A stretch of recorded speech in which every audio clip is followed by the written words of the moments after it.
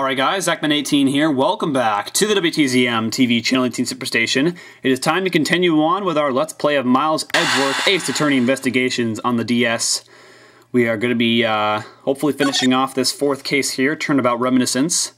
It seems that from yesterday, Miss Yu has found the murderer, so let's see what happens.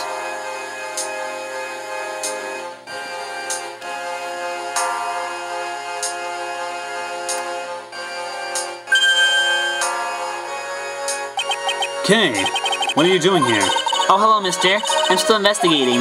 But the object you're looking for is already... Okay, don't mind him. Please continue with your investigation. Okay, you got it. Detective Bad...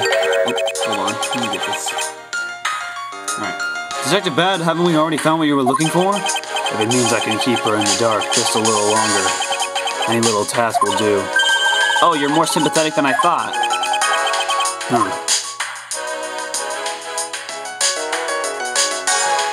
Here we go. I've been waiting for you, Edgeworth. I've also been waiting for the moment in which we can finally lay this case to rest. The moment in which we can finally lay this case to rest? Wasn't that when we placed Detective Gumshoe under arrest? I think we've more than solved this case already. Don't you? We'll see. It all depends on whether or not your logic holds. Oh, I see we even have a viewer in the gallery, and why even Mr. Bad is here. A viewer in the gallery? I'm hardly just a bystander. I have a duty to see this case through to the end, no matter how it turns out. Oh, is that right? Anyway, I thought you might like to hear what I've slaved away to find out. I've taken statements on every single person's movements during the time when our suspect was in the hallway, and I also confirmed that there is no possible route of escape from lobby number 2. Therefore, the killer must without a doubt be Detective Gumshoe. And that's all you have? Yeah, that's all there is to my conclusion in this case. Sorry, but I beg to differ. In a trial, there is always time for a rebuttal, and we are standing in a court of law. It'd be more than appropriate to follow the rules of court in this case, don't you think? How absolutely like a rookie to think such a thing. But alright, I'll play along and give you a proper testimony. If my logic is correct, then I've already won. All I have to do now is to prove it by showing who the real killer is. Okay. Everyone stands the suspect has an alibi for when the gun went off. Furthermore, the areas around the crime scene have all been thoroughly investigated, right? I also confirm that there is no possible escape route from lobby number 2, which leaves us with the one unshakable conclusion that Detective Gumshoe is the killer. Jeez. Now that you have your testimony, I expect a good rebuttal, Edgeworth. But of course, there's no need to confront her logic head-on right now. I should instead focus on drawing out any trump cards she has up her sleeve. Alright, so I guess we should do some pressing then. Hold it! The suspect? But I thought the Detective Gumshoe's alibi has already been proven. Are you joking, Edgeworth? I assure you this is no joke. Look, I know you heard from the judge earlier that the detective was in the hallway with Mr. Faraday's daughter eating a Swiss roll. Yes, that is correct. But see, that was the 20 minutes before the real gunshot went off, right? And the problem is there's no one else who can corroborate what he did since the snacking. Snacking? Yeah.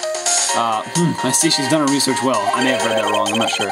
Which means that I should focus on drawing out whatever trump card she's withholding.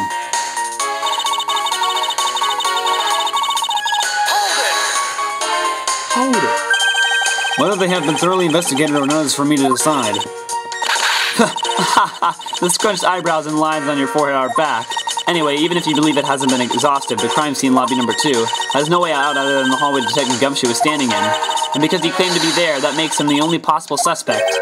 But isn't it also possible that someone escaped through a window and into the garden? That's the first place everyone looks, silly. The police aren't a bunch of lazy bums. They looked into every possibility, you know. Isn't that right, Mr. Bad? Yeah, there wasn't a scrap of evidence to suggest someone used one of the windows. There also weren't any footprints or anything in the courtyard garden. I suppose they really did check everything that could be relevant to the case. Hold it! Are you absolutely positive that there are no possible routes of escape? Of course I'm sure. And why are you so certain? This is a courthouse, the place where criminals are brought to be judged. If there were an escape route, I'm sure every criminal would be using it to escape. It's just common sense. Miles Edgeworth, I suggest you use a bit more of it in the future. Oh! Or, whatever his expression is, I don't know. You may think it's unchangeable, but to me there are still too many answers and unanswered questions. For example, who was it that placed the gun in Mr. Faraday's hand? But you're the only one still wondering that.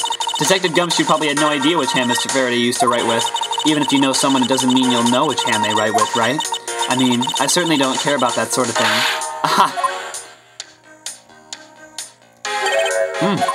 I'm not about to let her get a rise out of me with such a flippant statement. I suppose we've really reached the end now. I already have my trump card ready. All that remains is to play it. But before I do, I think I should inquire into a little something about her argument. You said earlier that you confirmed the alibis of every person other than the suspect.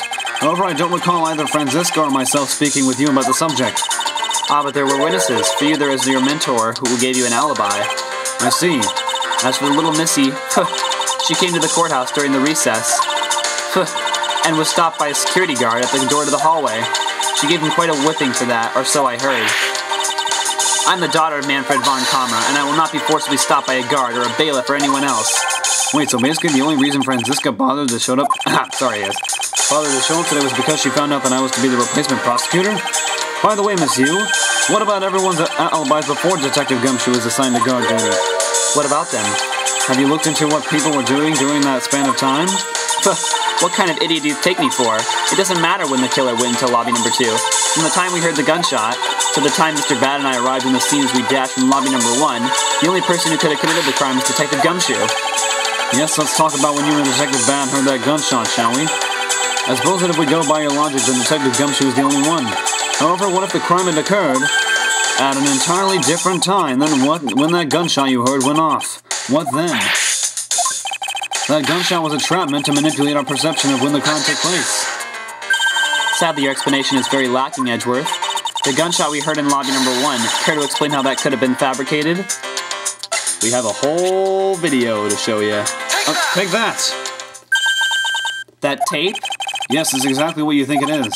This is the surveillance tape of Mr. Rell, the prosecution, presented in today's trial, This was found loaded in the video player in lobby number 2, that was connected to the large television that had its volume turned all the way up.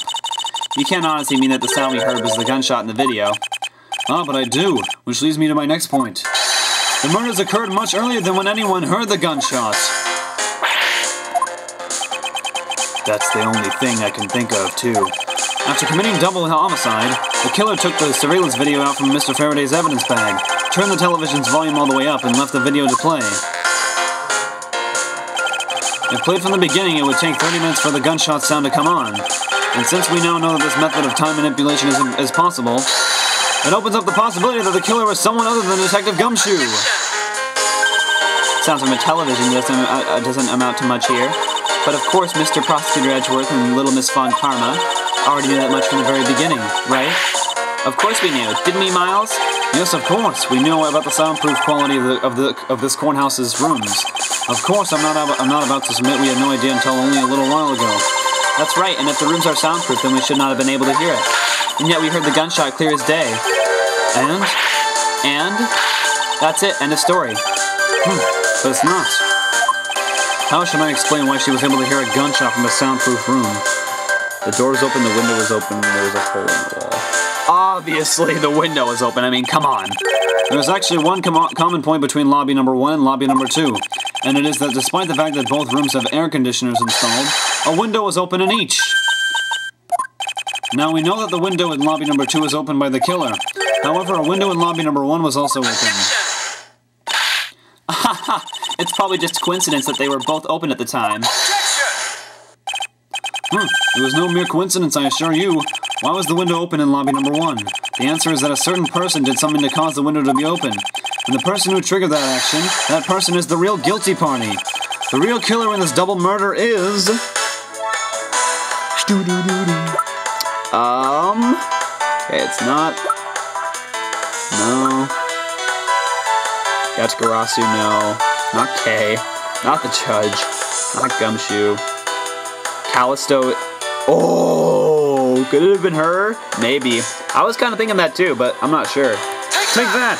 Let's see if that works. Miss Callisto, you! I hereby formally indict you of the murder of Mr. Faraday and Mr. Rill. What?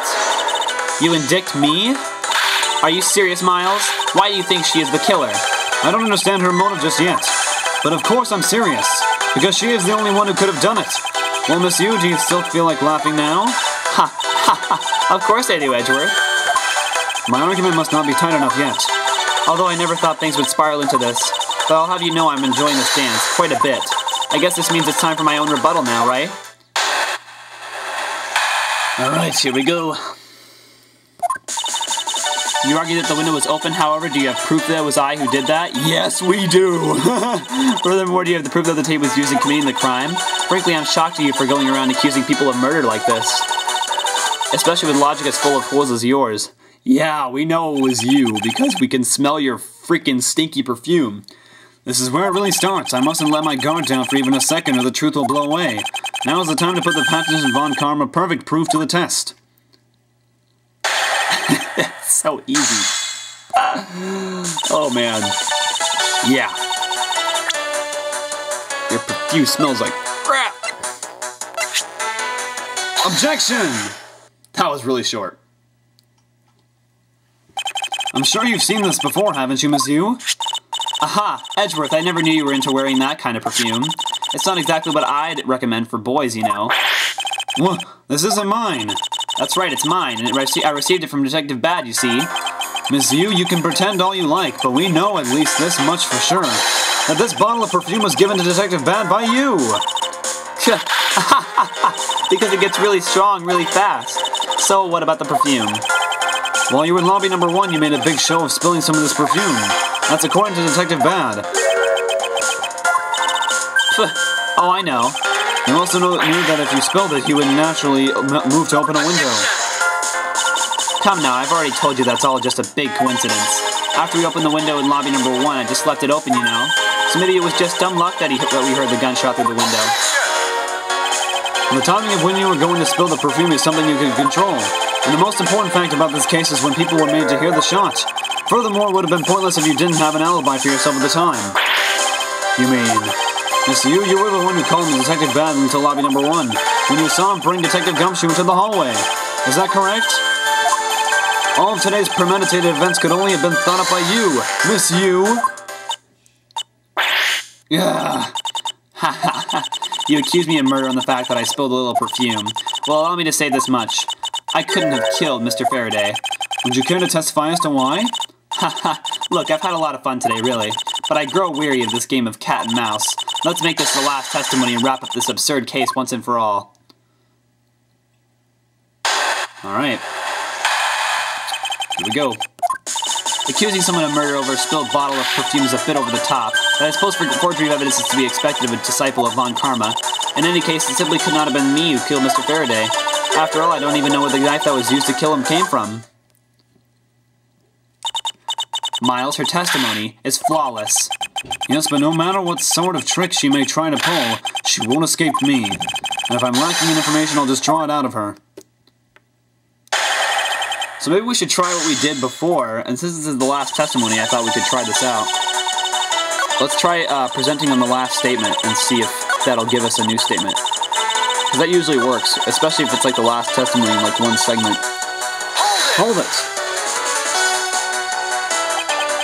At this rate, she will inevitably escape, but if she really was the one who killed Mr. Faraday, then she must have known about the existence of the knife.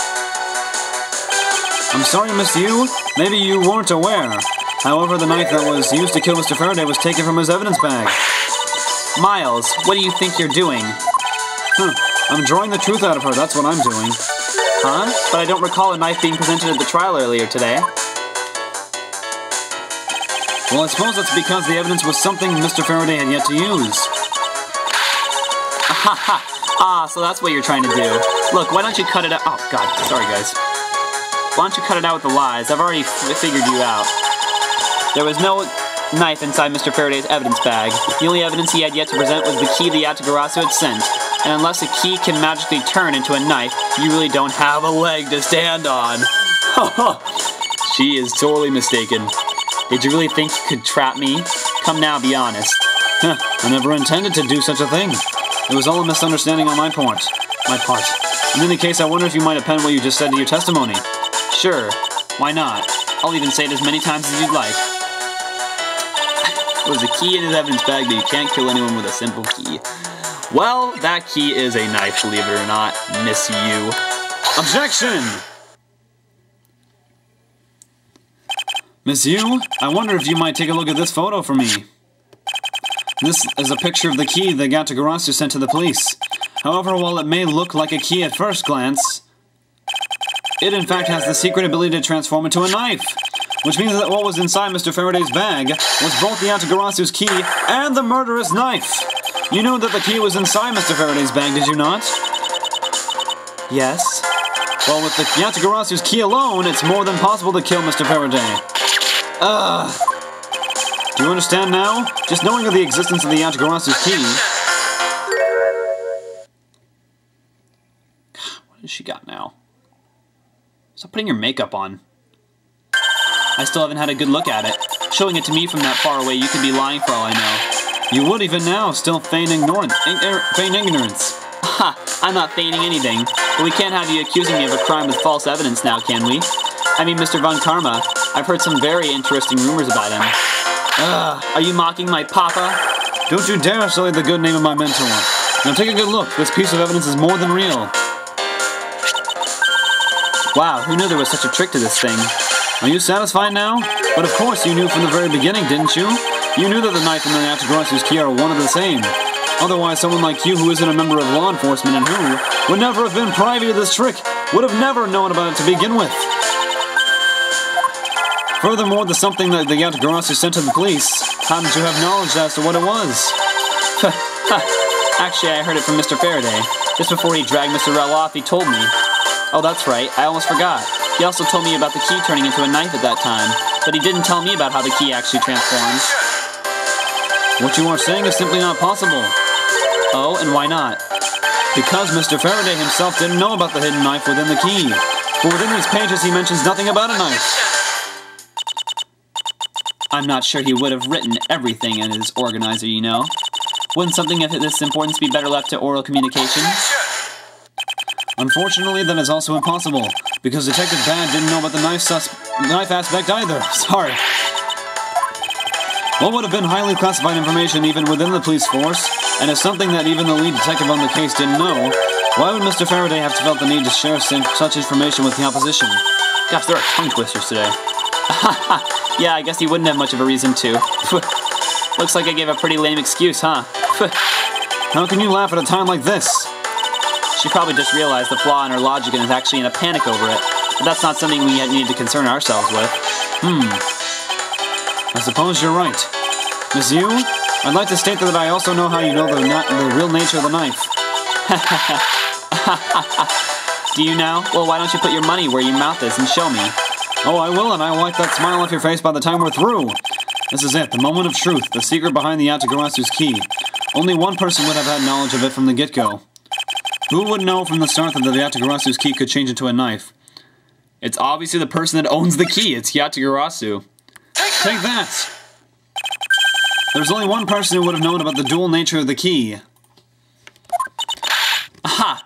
And that is? And that is the person who sent the Yatagarasu's key to the police. That is to say, the Yatagarasu herself. Are you saying that this lawyer is the great thief Yatagarasu? Miss Yu? You used Mr. Rowe to lure Mr. Faraday into a trap, didn't you? You who profess to bear a grudge against criminals, why? Why do something like this?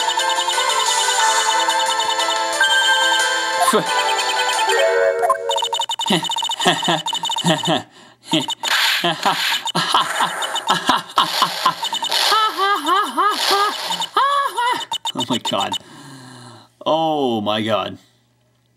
She is weird. Who would have thought that you, a stupid rookie prosecutor, would see through me? You're sending the biggest chill down my spine right now, Edgeworth. This feeling of thrill. It's even greater than when I sneak into someplace. You killed Verde. Why? Answer me, Callisto you! Aha! Callisto you. Huh. That's not my real name, because my real identity is Yes. Oh my god! The great thief Yatagarasu. Holy crap. Let me tell you something, Edgeworth. Mr. Faraday was one difficult man to deal with. For you see, he had discovered my true identity, which is why I had to erase him from the world of law. I made Rel an offer, an acquittal for a little favor in return. All he had to do was accuse Mr. Faraday of being the Yatagarasu in court. But once we entered the recess, Rel was dragged off by Mr. Faraday, which threw my plan into a complete mess. I chased after them and eavesdropped on them through a crack in the door. That Rel caves only two things, money and authority, just as all thugs do. I feared my plan was going to be ruined if Mr. Faraday held on to Rel any longer. Plus, if I had let them continue on the way they were, I would have been found out. That's why I had no choice. I had to kill them both. But didn't you say that you despise criminals? But do I really? Have you forgotten about the KJ incident too? Maybe. What sort of woman would?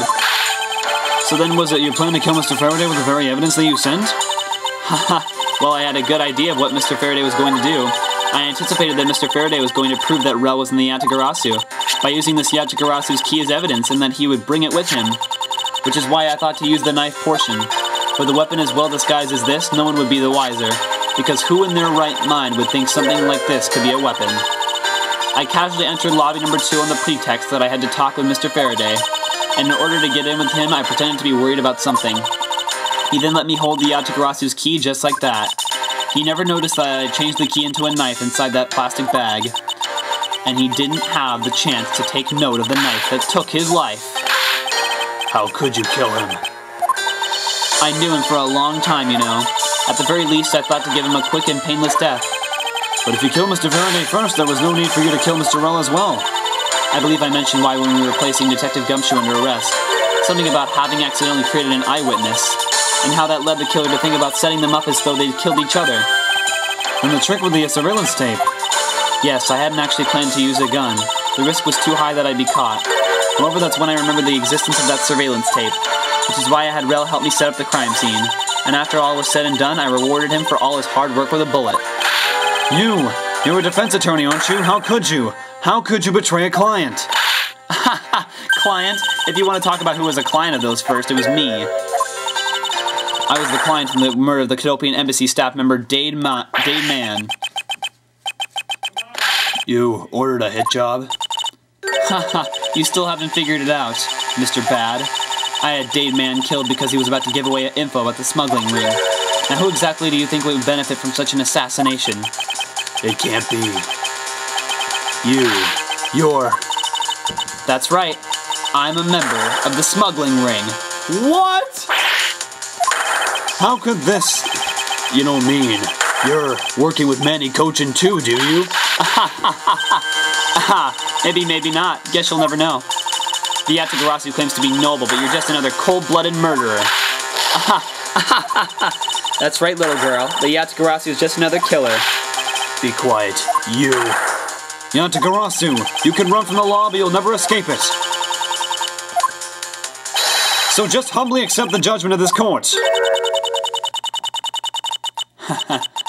Hey, Edgeworth, did you know the Yatagarasu has 3 legs? Do you know why that is? Huh? No? Well, let me tell you. It means that the Yatagarasu has more than one razor-sharp way to do her work.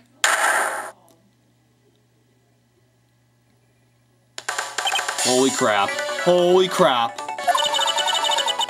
You really are too naive, Edgeworth. You even handed the Yatagarasu's key right to me without a second thought. Everything may not have gone according to plan, but I'll still gladly take it. You mean the key was your real target? And even after I gave you such great advice, didn't I tell you to always keep a good eye on a criminal? Or you may regret what comes of your negligence. You two get down. Oh, my body, I can't move. Hey, mister, to your right. Huh? You!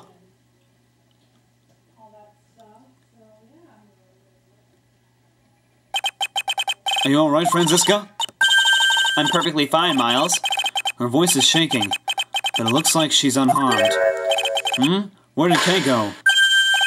That's a gunshot! Oh my god.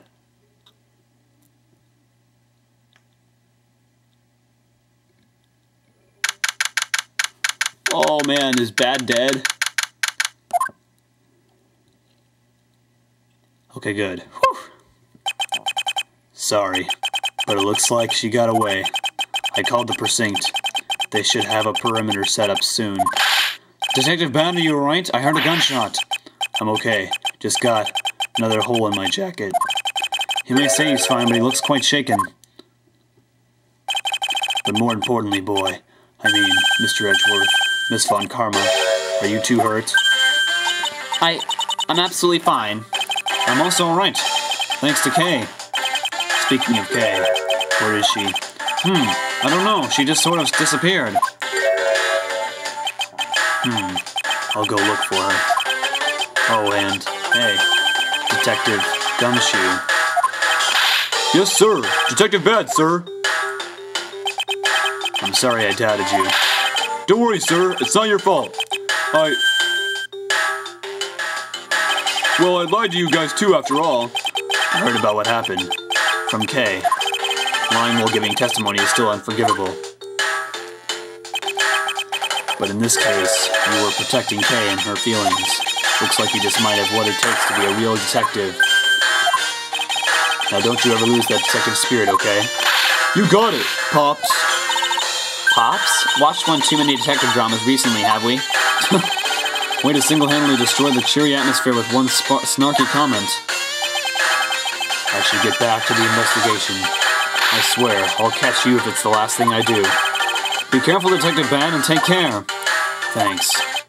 While I'm off, maybe we'll run into each other again someday.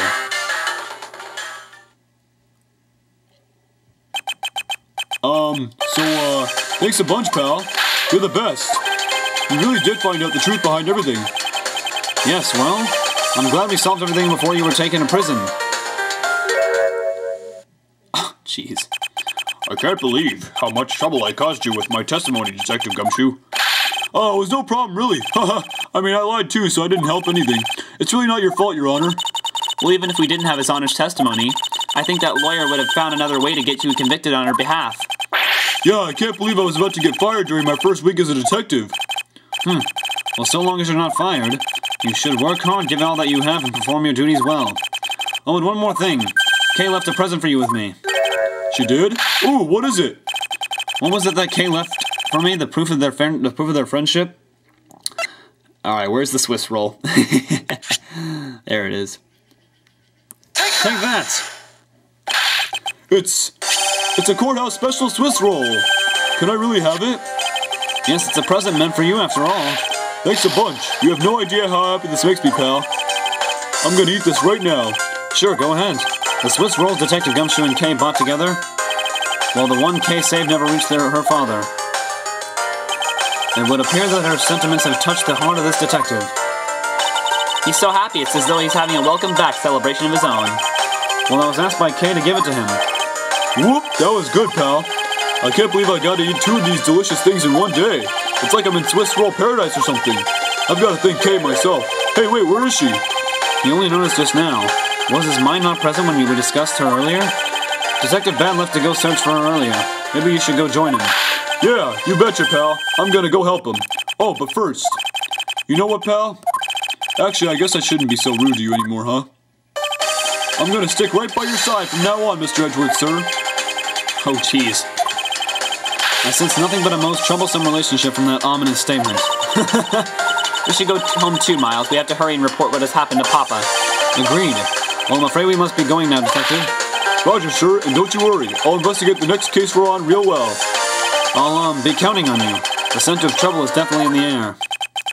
Thus, like a bad dream, my first outing at court came to a disturbing end. A few months later, I was finally able to properly stand in court as a prosecutor. But the detective in charge of the investigation was, as I dreaded, Detective Gumshoe. After that, he became my direct subordinate. I have tried, but words fail to describe the immeasurable suffering he has caused me. But I suppose it's just how things are. As for the little girl who suddenly disappeared, she's now...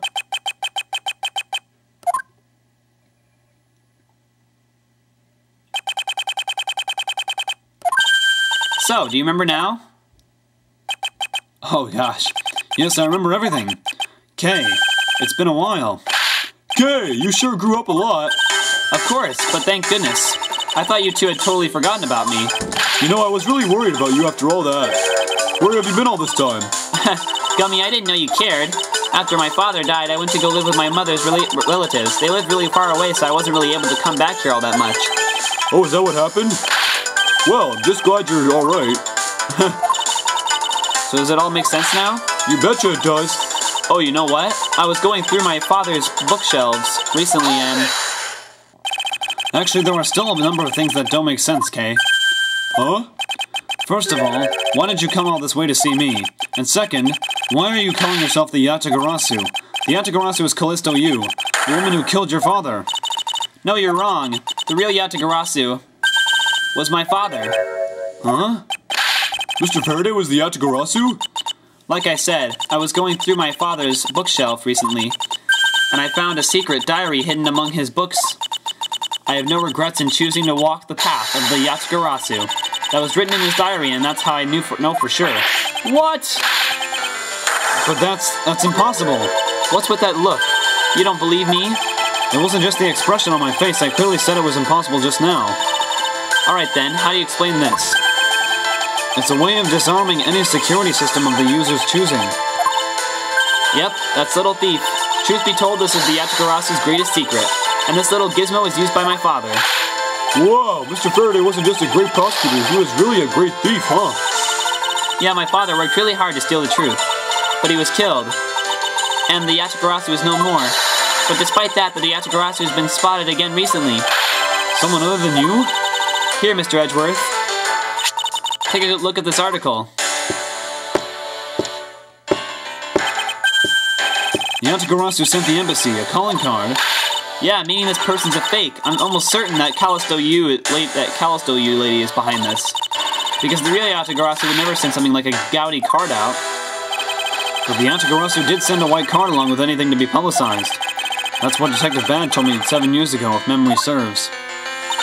Well, as soon as I heard the news, I got all wound up and I knew I couldn't just let it go. So I searched you out, so that I could obtain the truth behind the Yatagarasu. Because if anyone can help me find it, I figured it's you, Mr. Edgeworth.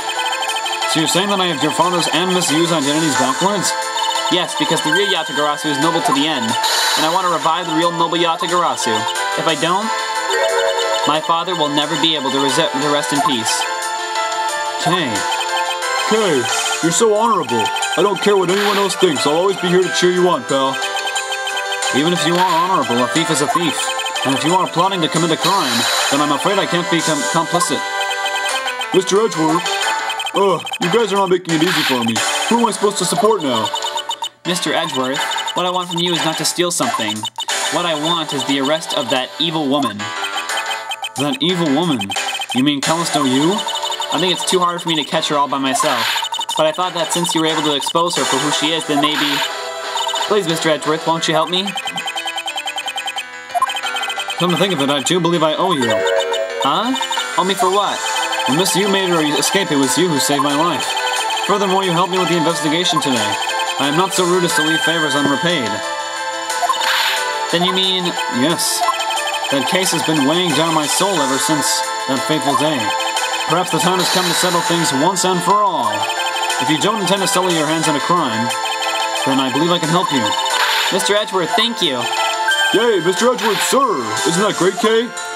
Yeah, it sure is, Gummy. Even though he had completely forgotten about her until just now. What is with their chummy relationship? The great thief Yatagarasu. After all that time, the true identity of the thief sank back into the darkness. Burn Faraday, Callisto Yu, and Kay Faraday. The phantasmagorically changing into identity. The phantasmagorically changing identity of the great thief Yatagarasu, and the Yatagarasu's real goal. It would all come to light the day after I made that promise to Kay. All right. Ladies and gentlemen, that was it for episode number 4 of Miles Edgeworth Ace Attorney Investigations. I feel like I think this is going to be the last case here. Turnabout Ablaze looks like it's going to be kind of wrapping up with us trying to hunt down the Yatagarasu in this epic final case of the game. So tomorrow we will be starting up the final case in this game. I am so excited to get started. I have no idea what's going to happen, but it's going to be good. So there's Gumshoe in the picture for episode 4. So thanks everybody for watching episode 4. Well, the 4th case of Miles Edgeworth Ace Attorney Investigations. I will see you guys tomorrow for the final case of the game, Turnabout Ablaze. At least I think it's the final case. Let me know, guys, if it's the final case or not. But yeah, I'm excited to play it. So thanks for watching. I'm Zachman18, and as always, I will see you guys in my next video coming soon. Objection!